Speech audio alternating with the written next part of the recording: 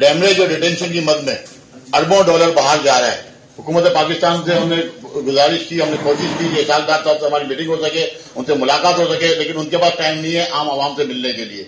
इस वक्त बैंकों के पास, कमर्शियल बैंकों के पास, स्टेट बैंक किसी हालत में भी इनको डॉलर नहीं दे रहा है और कमर्शियल बैंकों ने हमें साफ तौर पे कह दिया है कि आप कारोबार बंद कर दें, आप हमारे बैंकों से पैसा भी उठाना चाहें आप पैसा उठा लें। ये मैं बिल्कुल वसूख के साथ आपकी ये बात कह रहा हूं।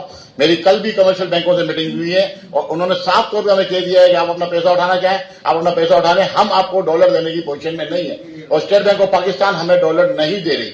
सेक्शन 40A के तहत एफबीआर के जो मेंबरान है, एफबीआर के अरकान हमारे बैंकों में जा रहे हैं और बैंकों में जाके बैंक मैनेजर को बाकायदा धमकियां देके हमारे अकाउंटों से पैसे ले दिए जा रहे हैं, हमारे अकाउंटों से पैसे ले जा रहे हैं सेक्शन 40A के तहत। इसके बाद जब हम वहां पहुंचते हैं कमिश्नर के पास तो कोशिश तो हमारी ये होती है कि हम अपील में जाके वो पे ऑर्डर एज इट इज रुकवा दें।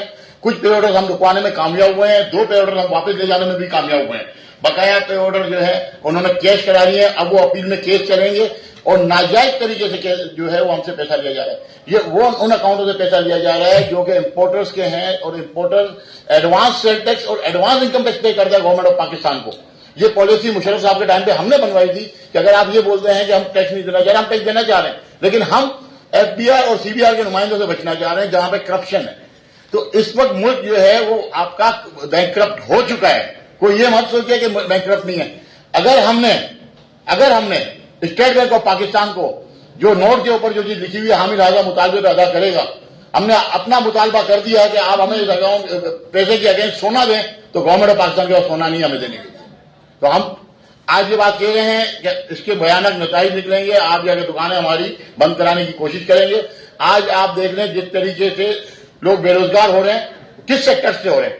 आपने नई इंडस्ट्रीज नहीं लगने दी, नया कारोबार आपका रुक गया, इंडस्ट्रीज आपकी बंद हो रही है। अगर हमारी दुकानें बंद हो गई तो आप सोचिए कि आपके पास बेरोजगारी का कितना बड़ा सैलाब आएगा। इस वक्त आपका क्राइम का रेशियो जहां पे उसकी सबसे बड़ी जिम्मेदार हुकूमत पाकिस्तान है।